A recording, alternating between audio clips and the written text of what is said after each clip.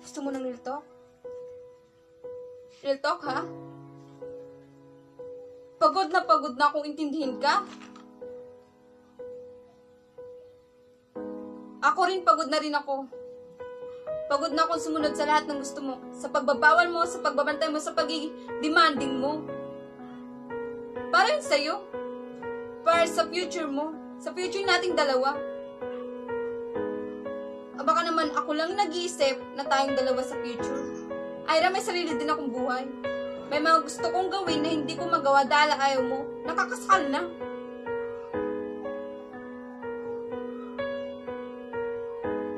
Sana pala sinabi mo.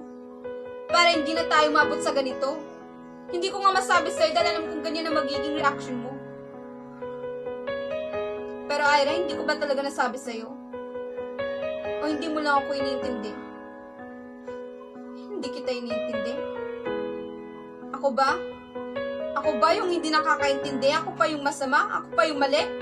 O di ako na ulit. Kasalanan ko na ulit. Kasalanan ko, naging sunod-sunuran ako sa'yo. Kasalanan ko, nagpasakal ako sa'yo. Okay?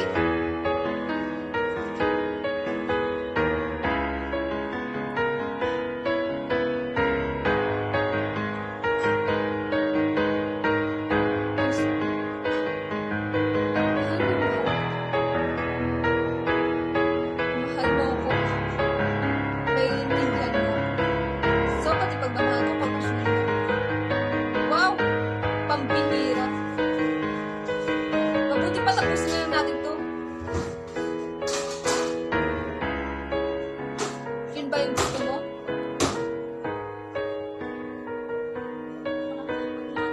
Sige. Sige, mag-break na lang tayo. Fine! Hiwalay tayo. O, sige.